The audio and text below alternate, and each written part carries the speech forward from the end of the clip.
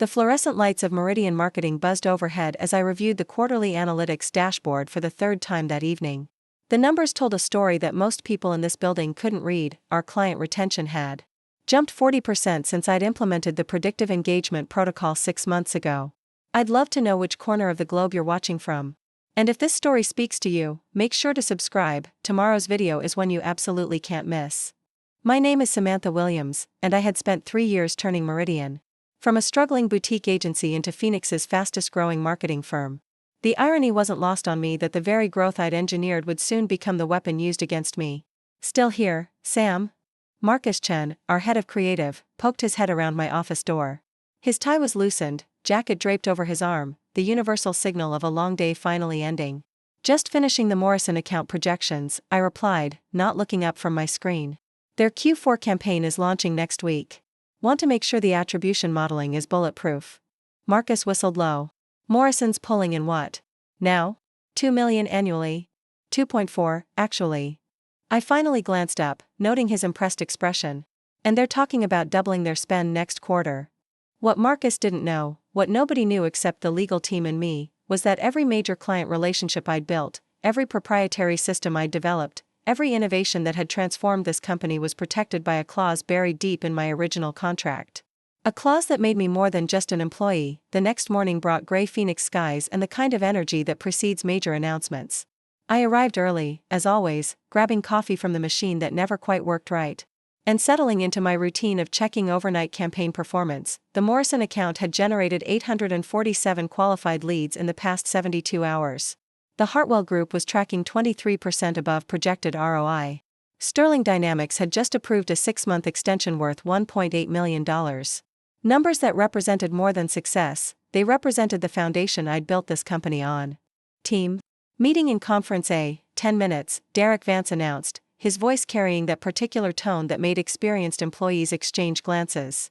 Derek was Meridian's CEO, a man who'd inherited the agency from his father and possessed exactly the kind of confidence that comes from never having to build something from scratch. I gathered my reports and walked toward the glass-walled conference room where the rest of the senior team was already assembling. Derek stood at the head of the table, his expensive suit and practiced smile suggesting this wouldn't be a routine update meeting. I'll get straight to the point, Derek began, his hands clasped behind his back. Meridian is entering a new phase. We're restructuring to accommodate rapid expansion, and that means making some difficult decisions about leadership alignment. The phrase leadership alignment sent a chill through the room. Corporate speak for heads about to roll. Effective. Immediately, we're bringing in Rebecca Sterling as our new Chief Strategy Officer. Derek gestured toward a woman I'd never seen before, tall and polished, with the kind of MBA confidence that filled conference rooms like expensive perfume. My stomach dropped. Chief Strategy Officer was my role in everything but title. Every strategic decision, every major client relationship, every innovative approach that had transformed this company had flowed through me. Rebecca smiled with practiced warmth. I'm excited to work with such a talented team. I understand you've built something remarkable here, and I look forward to taking it to the next level. Taking it to the next level. Translation, taking credit for what I'd built and reshaping it. In her image. Now, some of you will be transitioning to new roles to support this restructuring, Derek continued, his gaze avoiding mine entirely. Sam, I'd like to speak with you privately after the meeting. The rest of the meeting passed in a blur of corporate buzzwords and strategic visions that sounded suspiciously like presentations I'd given 6 months ago. When the room finally emptied, Derek's practiced smile faded into something cooler. Sam, you've done excellent work here, he began, settling into a chair across from me. But Rebecca brings a level of strategic thinking that aligns with our expansion goals. We're offering you a lateral move to account management, reporting to Rebecca. Account management. A demotion wrapped in diplomatic language. After building their client base from 12 accounts worth $400,000 to 47 accounts worth $12 million, they wanted to make me a middle manager reporting to someone who'd walked in 5 minutes ago. Derek, I appreciate the offer, but I think there's been a misunderstanding about my role here, I said, keeping my voice level. Every major client relationship, every strategic initiative that's driven our growth, that's been my work. His expression hardened slightly. And we appreciate that contribution. But companies evolve, Sam. Sometimes that means people need to evolve with them or find opportunities that better match their current skill level. Current skill level. The condescension was breathtaking. I need some time to consider this, I said, standing to leave. Of course. Take the weekend. But I'll need an answer Monday morning. I walked back to my office, past the campaign boards displaying results from clients I'd personally recruited, past the team of analysts using systems I designed, past the awards on the wall celebrating growth I'd engineered. None of it felt real. The Monday morning arrived with a text message that would change everything. I was sitting in my car outside the office, steeling myself for what I assumed would be an uncomfortable conversation about my future at Meridian, when my phone buzzed. Sam, after further consideration, we've decided to move forward with the restructuring immediately. Your employment is terminated effective today. Please clean out your office and return your access cards to HR. Derek, a text message. 3 years of building his company, and he couldn't even deliver the news in person. My hands trembled as I read it twice, then a third time. The clinical coldness of it, the cowardice of firing someone via text who generated millions in revenue for his company. I sat in my car for another 10 minutes, watching colleagues stream into the building. I'd called home for 3 years.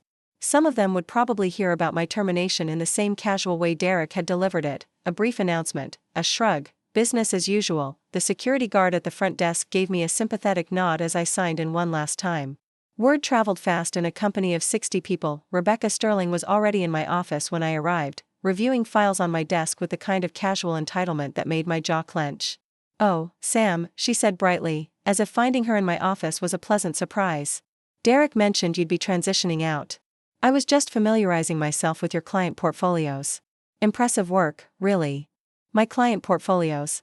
Work. I'd spent 3 years building, relationships I'd cultivated through late nights and weekend calls, strategies I'd developed through trial and error and careful analysis. A lot of love and effort went into bringing this story to life. If you're enjoying it, we'd be so grateful if you'd subscribe to our channel. Now, back to where we left off. "Those files contain confidential client information," I said evenly. "I'm not sure you should be reviewing them without proper clearance." Rebecca's smile never wavered. "Oh, don't worry about that. Derek briefed me on everything. I'll be taking over these relationships immediately to ensure continuity." Taking over. As if 3 years of relationship building could be transferred with a handoff memo. I began clearing my desk methodically, each item a small reminder of what I was leaving behind. The photo from last year's company retreat. The coffee mug from Morrison Industries, a thank you gift after we doubled their conversion rates. The small notebook where I'd first sketched out the predictive engagement protocol that had become Meridian's signature offering. "If you need any help with the transition," Rebecca offered, her tone suggesting this was merely a polite gesture. "I think you'll find everything well documented," I replied, closing the last drawer of my desk. What she wouldn't find, what none of them would find until it was far too late, was buried in Section 12, subsection C of my original employment agreement. A clause my lawyer had insisted on, and Derek had signed without reading carefully, the clause that made me much more than just an employee they could dismiss with a text message, walking out of Meridian's glass doors for the last time.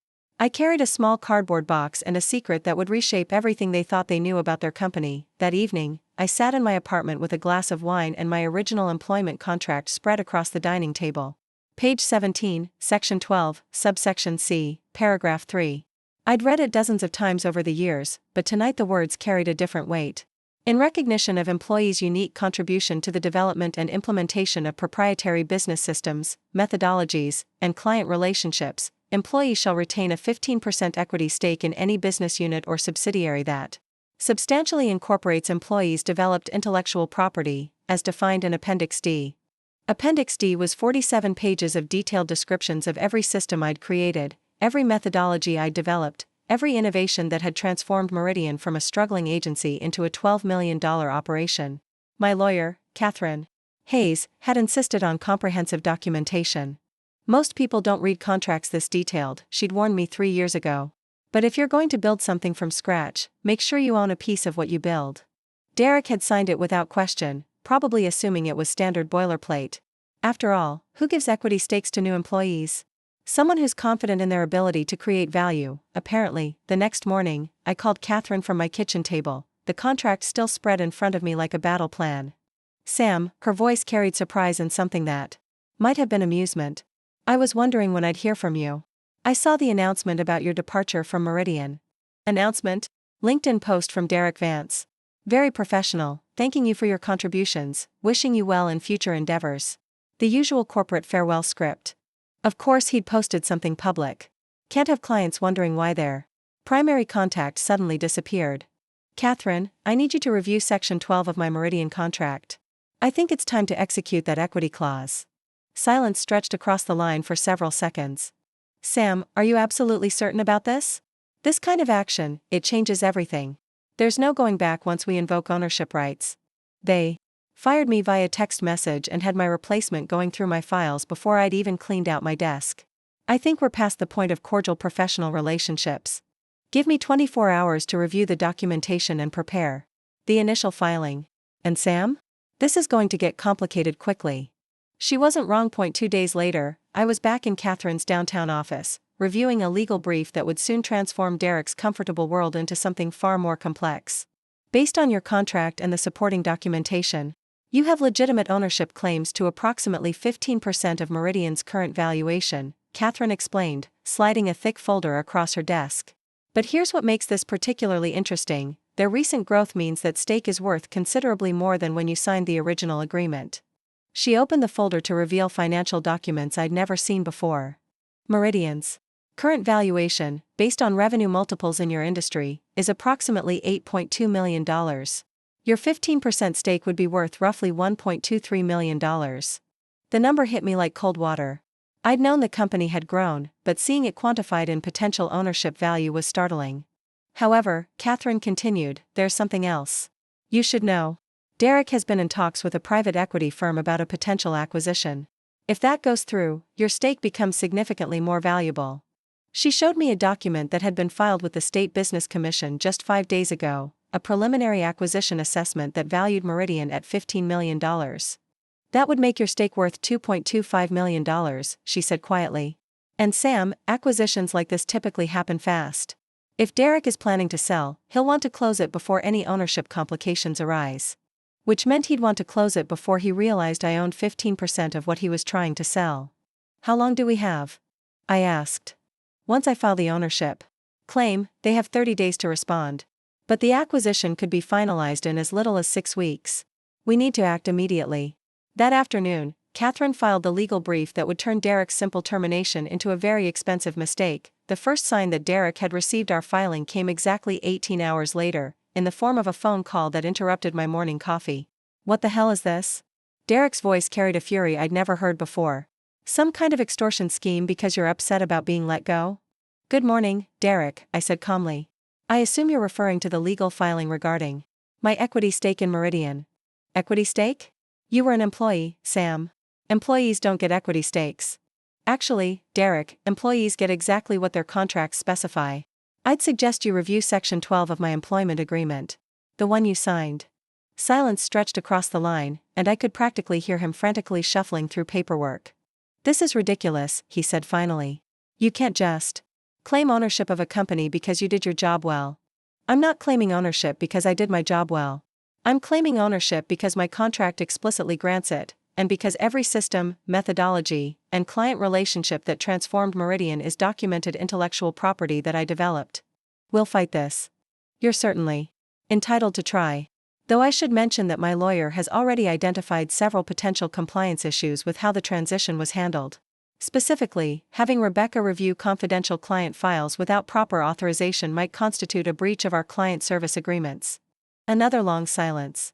What do you want, Sam? It was the first question he'd asked that suggested he understood the situation he'd created. Right now, I want exactly what my contract specifies: recognition of my equity stake and appropriate representation in any business decisions that affect company valuation, including potential acquisitions. The sharp intake of breath told me he hadn't realized I knew about the private equity discussions. How did you? He caught himself before finishing the question. Derek, I built the systems that track this company's financial performance. Did you really think I wouldn't notice preliminary acquisition assessments and private equity consultations? We need to meet, he said finally. I agree. I'll have my attorney schedule something appropriate. The satisfaction I felt hanging up. That phone call was unlike anything I'd experienced in 3 years of building Derek's company.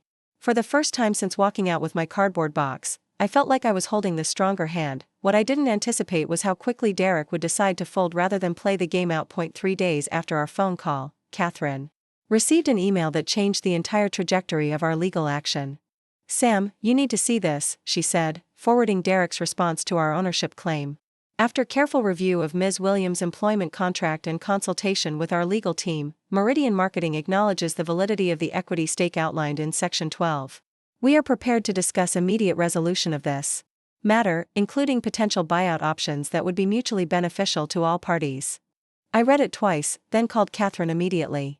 He's panicking, she explained. The acquisition talks must be further along than we thought. He can't afford to have an ownership dispute complicate the sale. So what does this mean? It means we have significant leverage. A lot more than I initially expected. That leverage was about to become the foundation for something Derek never saw coming. The conference room at Catherine's law firm felt different this time. Instead of planning legal strategy, we were negotiating the terms of Derek's surrender. Derek arrived with 2 lawyers and the kind of tight expression that suggested he'd spent several sleepless nights reviewing contracts he should have read more carefully 3 years ago.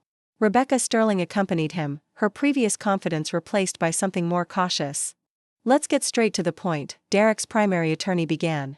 We're prepared to offer a buyout of Ms. Williams' claimed equity stake for $800,000. Contingent on a comprehensive non-disclosure agreement and non-compete clause. Catherine didn't even glance at me before responding. That's approximately 65% of current valuation and assumes no appreciation from pending acquisition discussions. We'll need to see a significantly higher offer. What acquisition discussions? Rebecca interjected, looking genuinely surprised. The look Derek shot her could have frozen water. Apparently, he hadn't shared all the details with his new chief strategy officer. The Hartwell Group private equity evaluation that was filed last week, I said evenly. The one that values Meridian at $15 million rather than the $8.2 million Derek's attorney is using for calculation. Derek's second lawyer leaned over and whispered something urgent in his ear. His face went pale. Those discussions are preliminary, Derek said finally. Preliminary discussions that have progressed to due diligence and preliminary valuations, Catherine corrected. Which means Ms. Williams' equity stake should be calculated based on the higher assessment. She slid a document across the table. 15% of $15 million is $2.25 million. However, we're prepared to be reasonable. Derek stared at the number like it might change if he looked hard enough. This is extortion, he said quietly. No, Derek, I spoke for the first time since entering the room. Extortion would be threatening to expose how you've been misrepresenting intellectual property ownership to potential buyers. This is simply contract enforcement. The room fell silent except for the soft hum of the air conditioning. Finally, Derek's primary attorney cleared his throat. What would Ms. Williams consider a reasonable resolution? Catherine opened a folder and withdrew a single-page document. Option 1, immediate buyout of $1.8 million, with standard non-disclosure terms but no non-compete restrictions. Ms. Williams retains the right to work in her field without geographic or temporal limitations. Derek's lawyers exchanged glances. Option 2, Catherine continued, Ms. Williams exercises her full ownership rights, including board representation and approval authority over any acquisition or major business decision. That would kill the acquisition, Rebecca said, speaking for the first time since the valuation discussion. Not necessarily, I replied. But it would require full transparency about ownership structure and intellectual property rights. Some buyers prefer clarity to surprises. Derek leaned back in his chair, defeat evident in his posture. Option 3, Catherine said, sliding a final document across the table. Ms. Williams accepts a consulting role with Meridian, maintaining her equity stake while providing strategic oversight during the acquisition process. Compensation would include both consulting fees and profit sharing based on the final sale price. This was the option we'd developed as our preferred outcome, though we hadn't shared that preference with Derek's team. Consulting role? Derek asked. The intellectual property that drives Meridian's value was developed by Ms. Williams, Catherine explained. Potential buyers will want assurance that knowledge transfer and system continuity are protected. Having the original architect available during transition reduces risk and potentially increases valuation. It was elegant in its simplicity. Derek got his acquisition, I got appropriate recognition and compensation for what I'd built, and the buyer got confidence in the sustainability of their investment. Derek huddled with his lawyers for 15 minutes of whispered conversation. When they broke, his expression had shifted from defeat to grudging acceptance. We'll agree to option 3, with specific terms to be negotiated over the next week. 3 weeks later, I sat in my new office, a glass-walled space on the top floor of Meridian's building, with a title that finally matched my actual role, Chief Innovation Officer and Strategic Advisor. The acquisition had closed at $16.2 million. higher than even the preliminary valuations had suggested. My 15% stake, combined with consulting fees and performance bonuses, had generated more wealth than I'd accumulated in my entire previous career, but the money, while satisfying, wasn't the real victory. The real victory was the email I'd received that morning from Morrison Industries. Sam, we're thrilled to hear about your expanded role at Meridian. We specifically requested that our contract include provisions ensuring you remain our primary strategic contact. Similar messages had arrived from Hartwell Group, Sterling Dynamics, and 6 other major clients. They hadn't been buying services from Meridian, they'd been buying access to my expertise. Derek's acquisition would have been worth significantly less without assurances that the intellectual architect of their growth would remain involved. Rebecca Sterling had lasted exactly 2 weeks after the acquisition closed. The private equity firm had conducted their own assessment of strategic leadership and concluded that her MBA credentials were less valuable than my proven track record of client development and revenue generation. My phone buzzed with a text message that made me smile. Marcus Chen, happy Friday, boss. The Morrison campaign launched today, up 34% from projections in the first 6 hours. Want to grab drinks to celebrate? Boss. 3 months ago, Derek had fired me via text message, assuming I was just another dispensable employee. Now I held equity stakes, board representation, and client relationships that made me indispensable to the company's continued success. I walked to the window overlooking downtown Phoenix, watching traffic flow through streets I'd driven as an unemployed marketing director just months ago. The view from the top floor was different, broader, clearer, full of possibilities that hadn't existed when I was building other people's dreams. My laptop chimed with a calendar reminder, 3:00 p.m., interview with Phoenix Business Journal, success story feature. The reporter would probably ask about revenge, about getting back at people who'd underestimated me. But that wasn't the story I wanted to tell. The story I wanted to tell was about the power of reading contracts carefully, building relationships that last beyond job titles, and never underestimating the value of intellectual property in a knowledge economy. Derek had thought he could fire me via text message and replace my 3 years of relationship building with an expensive MBA and a polite smile. The private equity firm thought they could acquire a marketing agency without understanding that the agency's most valuable assets weren't equipment or client lists, they were systems and relationships that couldn't be transferred without the person who'd created them. They'd all learned the same lesson, though at different costs. As I prepared for the interview, I thought about the advice I'd give to anyone who found themselves in a similar situation, terminated unexpectedly, watching someone else take credit for their work, feeling like years of effort had been dismissed with corporate buzzwords and casual cruelty. Read your contracts. Document your contributions. Build relationships that extend beyond your current employer. And never let anyone convince you that your intellectual property is their property just because they sign your paycheck. The phone rang. The reporter was ready for our interview. Phoenix Business Journal, this is Jennifer Martinez. I'm here to discuss your remarkable transformation from terminated employee to equity partner in just 3 months. Hello, Jennifer. I'm looking forward to sharing the story. Though I should clarify one thing from the start, I wasn't transformed from anything. I was always an equity partner. It just took a while for everyone else to read the fine print. Outside my window, Phoenix stretched toward the mountains under a clear blue sky, full of opportunities for someone who understood that the most powerful contracts are the ones people sign without reading carefully. The best revenge, I'd learned, isn't getting back at people who wronged you. It's building something so valuable that they can't afford to lose you, even after they've already let you go. Looking for more? We've got 2 amazing stories ready for you right on screen. If this one touched you, these are absolutely worth your time. Click to watch them now. And hey, subscribe and hit that bell to never miss our latest uploads.